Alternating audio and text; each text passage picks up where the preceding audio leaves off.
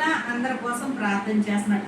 ఇంత ప్రార్థన చేస్తున్నప్పటికీ కూడా ఈ మనుషులు ఏమైపోతున్నారంట? మూల పాఠాల వైపు తిరిగిపోతున్నారంట. ఏదన్నా ఎవరన్నా ఏదన్నా చెప్తున్నారు అంటే అది వాళ్ళు చేసుకుంటున్నారు. కానీ మనోళ్ళు కూడా ఈ పురుగు అనేది చావుల. ఏ పురుగు? మూల పాఠాలు. గత కాలములో ఈ పురుగు చావుల.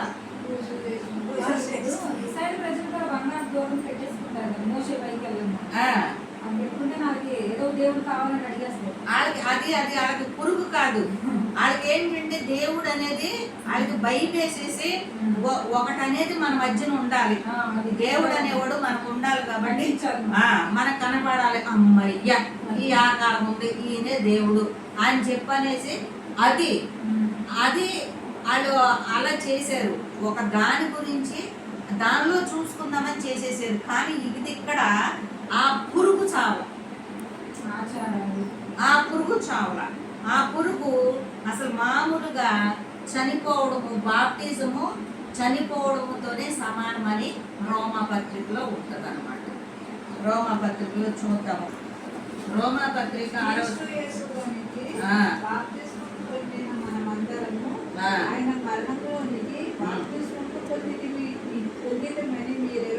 హల్లెలూయా హల్లెలూయా హల్లెలూయా. ఏమంటున్నాడు ఇక్కడ?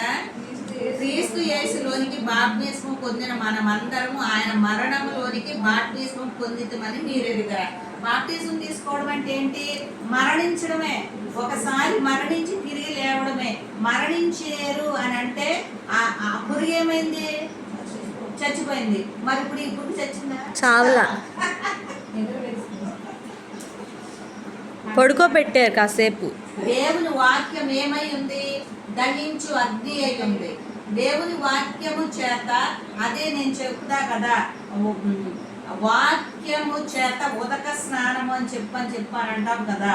మరి వాక్యము చేత ఉదక స్నానము, మరి దహించు అగ్ని, వాక్యము దహించు అగ్ని ఉన్నప్పుడు ఆ అగ్నిలో, వాక్యం అనేటువంటి అగ్నిలో ఇది కాలిపోతే చచ్చిపోద్ది. మరి ఇక్కడ పురుగు చచ్చిందా? ఈ పురుగు మరి ఇంకా మనలో మీలో ఉందా? నేను అదేంటి ఎవరో వెళ్తుంటే ఆ దేవుళ్ళు కాని వాటికి ఏది మనం ముందు చదువుకున్నామే, దాసులై ఉన్నాము. సరేలే, క్రీస్తు యేసులోనికి బాప్తిజం పొందిన మనందరం ఆయన మరణంలోనికి బాప్తిజం పొందితమని మీరెరుగరా. తర్వాత ఇంకొకటి దాని కిందకి వెళ్తే ఏమని ఉందంటే, ఆయనతో కూడా క్రీస్తులో నుండి ఎలాగూ లేపబడేనో అలాగే మనమును నూతన జీవం పొందిన వారమే నడుచుకొనున్నట్లు మనము బాప్తిజం వలన మరణములో పాలు పొందుటకై ఆయనతో కూడా పాతి పెట్టబడితిమి. హల్లెలూయా హల్లెలూయా హల్లెలూయా. మరి మరణముతో పాతి పెట్టబడ్డామన్నప్పుడు చచ్చిపోయిన వాళ్ళని పాతి పెడతారా? బతుకున్న వాళ్ళని పాతి పెడతారా? చచ్చిపోయిన వాళ్ళే కదా. ఈ పురుగు చస్తే పాతి పెట్టందా? ఈ పురుగును పాతి పెట్టలేదా? మనము పాతి పెట్టల.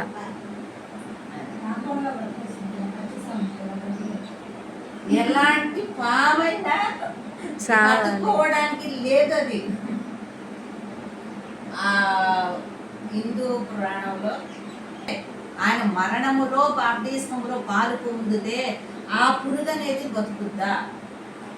బతకదు. బతకూడదు. ఒకవేళ అలాంటి ఏదైనా వచ్చినా దాన్ని మనము పశ్చాత్తాపడి మరలా అది చచ్చేదాకా, ఆ పాము చచ్చేదాకా వాక్యం అనే కర్రతో కొడుతూనే ఉండాలి. వాక్యం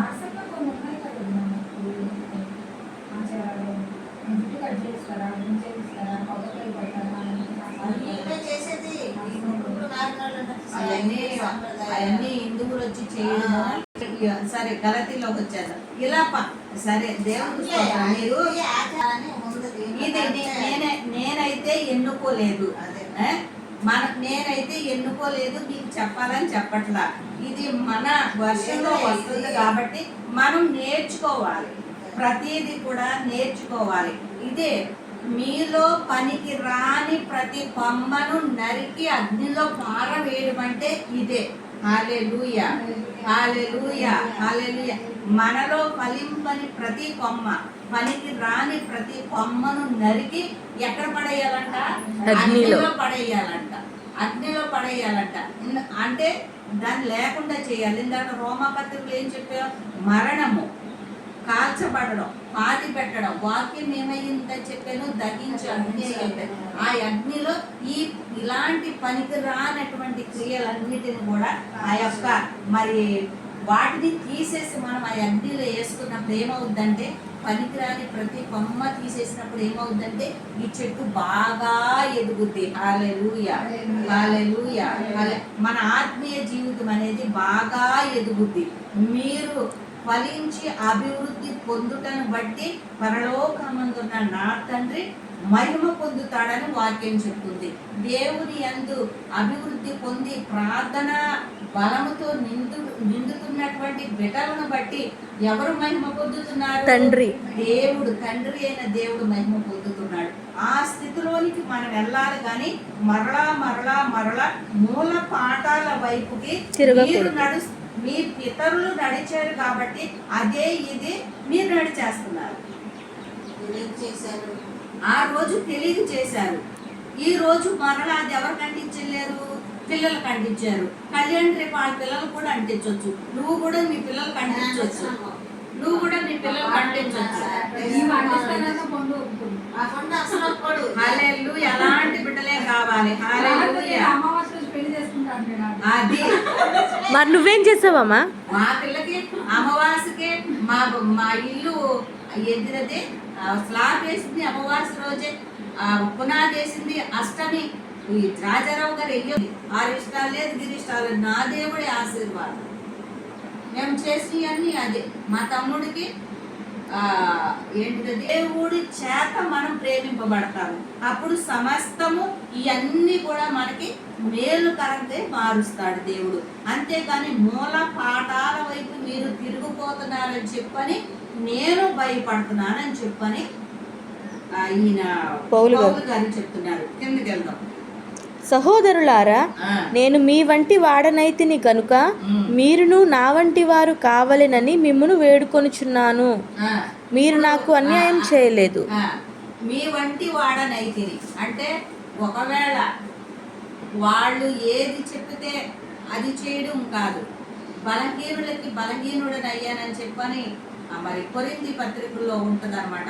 అలాంటి ఆడ వంటి వాడైనప్పుడు మీరు నా వంటి వారు అవ్వాలి. అంటే నేను ఎంత దేవుని యందు విశ్వాసము, బలము, భక్తి, శ్రద్ధ కలిగి ఉన్నాను, ఎన్ని నియమ నిష్ఠాలు దేవుని యందు కలిగి ఉన్నానో, మరి ఎంత దైవ భక్తిలో కలిగి ఉన్నానో అట్టి రీతిలో మీరు కూడా నా వలె అవ్వాలని కోరుకుంటున్నాడు. అంటే ఎంత చక్కని మాట కదా. నా ఎంతటి అవ్వాలని, వారి వలె అవ్వాలని కోరుకుంటున్నాడంట. తర్వాత మీరు నాకు అన్యాయము చేయలేదు. మొదటిసారి శరీర దౌర్బల్యము కలిగినను నేను సువార్త మీకు ప్రకటించితనని మీరు ఎరుగుదురు. మరి మీరు నాకు అన్యాయం చేయలేదు, మొదటిసారి శరీర దౌర్బల్యము కలిగినని నేను సువార్త మీకు ప్రకటించినని మీరు ఎరుగుదురు. శరీర దౌర్బల్యం అంటే మరి ఆయన శరీరంలో మరి ఒక ముళ్ళు ఉందని చెప్పని మనం అంటాం కదా. అలాంటి బలహీనతలు ఆయనలో ఉన్నప్పుడు కూడా ఆయన సువార్త ప్రకటించడం మానేశాడా? పౌలు గారు మానలేదు, ప్రకటిస్తూనే ఉన్నాడు. ఎందుకు? నేను ఎప్పుడు బలహీనుడు, నేను అప్పుడే బలవంతుడు అయ్యానని చెప్పి ఆయన సువార్త ఆపేయలేదు. చదువమ్మా. మీరు నాకు అన్యాయము చేయలేదు. చదువు. అదేనా? అప్పుడు నా అప్పుడు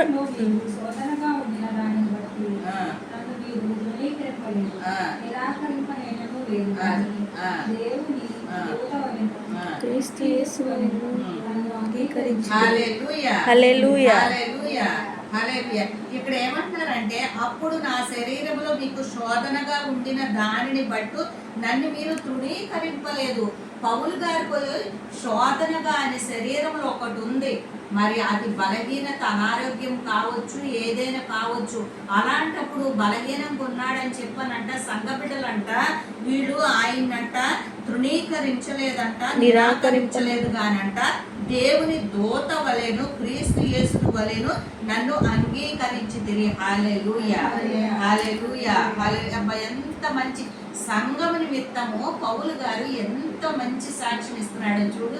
ఆ సంఘ బిడ్డలు కూడా ఒక దైవ సేవకుడికి ఏదన్నా శరీరంలో ఒక బాధ వచ్చినా, కుటుంబంలో ఏదన్నా బాధ వచ్చినా కొంతమంది పోతే పోయేళ్ళే, ఆయనతో మనకెందుకు, ఈయన కాకపోతే ఇంకొక సేవకుడు వస్తాడు, అంతే కదా, ఈయన కాకపోతే ఇంకొకరు వస్తారు, లేదంటే ఇంకొకరు మనం తెచ్చుకుందాము, ఈయన వస్తే ఎంత, రాకపోతే ఎంత, ఈయన బాగుపడితే ఎంత, బాగుపడకపోతే ఎంత, ఈయన లేస్తే ఎంత, లేకపోతే ఎంత, ఈయనతో కూడా మనం కూడా తిప్పలు పడతామా అన్న భావన మనుషులు కలుగుద్ది. కానీ ఈ గలతీ సంఘం మట్టుకంట అలా చేయలేదు. కానీ ఈయన్ని తృణీకరించలేదంట, నిరాకరింపలేదు. కానీ దేవుని దూత వలెను, క్రీస్తు యేసు వలెను నన్ను అంగీకరించింది. అప్ప దేవుని దూత వలె, యేసు క్రీస్తు వలె సంఘం అంటే అలా ఉండాలి. కష్టకాలాల్లో సేవకులు ఈ రోజుల్లో మామూలుగా నిజమైన సేవకుడు ఎన్ని కష్టాలు అనుభవిస్తాడో తెలుసా? నిజమైన సేవకుడు, దేవుని చేత ఎన్నుకోబడినటువంటి సేవకుడు ఎన్ని శ్రమలు అనుభవిస్తాడంటే నిజంగా తినడానికి తిండి ఉండదు, కట్టుకోవడానికి బట్టలు ఉండవు, మరి బిడ్డలకి పోషించుకోవడానికి ఫీజులు కట్టుకోవడానికి డబ్బులు ఉండవు, వాళ్ళు వెళ్ళడానికి కార్లు వెళ్ళవు, బండ్లు ఉండవు, ఆఖరికి సైకిల్ కూడా ఉండదు. కానీ ఇప్పుడు అభివృద్ధి అయింది అనుకోండి, వాళ్ళని అభివృద్ధిలోనికి అలాంటి స్థితి వాళ్ళు అనుభవించారు కాబట్టి వచ్చారు. మరి జైపాల్ గారిని మనం కలవకుండా మట్టికి ఉండవు, మనం వాక్యం చెప్పుకుంటా.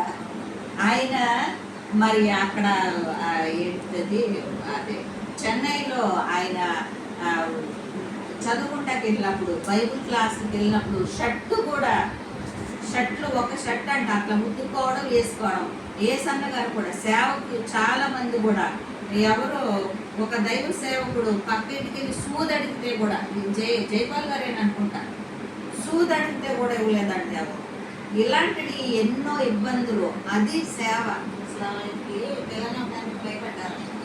ముగ్గురు అమ్మాయిలు అంటారు,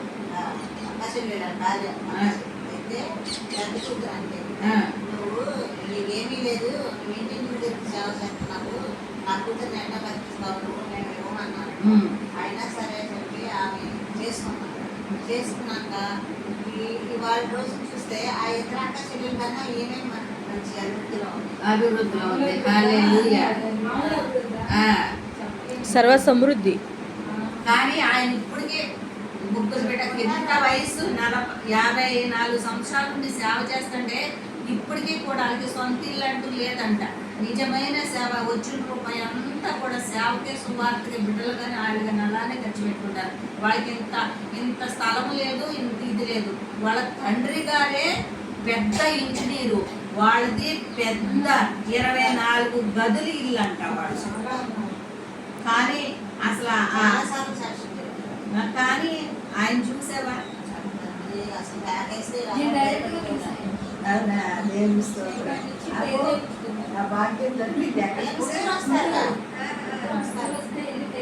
విజయవాడ కూడా వస్తారు. ఆ రీతిలో మరి ఈయన్ని నిరాకరించలేదంట, తృణీకరించలేదంట. దేవుని దూత వలెను, క్రీస్తు యేసులాగా వాడు అంగీకరించారంట. మనం కూడా అలాంటి విశ్వాసంలోకి వెళ్ళునుగాక. ఆమేన్. హల్లెలూయా, హల్లెలూయా. ఈ రీతిలో మనము సేవకుల కష్ట సుఖాలు, సేవకులకి కానిపెడతామా? మనమని కాదు, అసలు మామూలుగా సేవకుడికి భోజనం పెడతాకి ప్రార్థన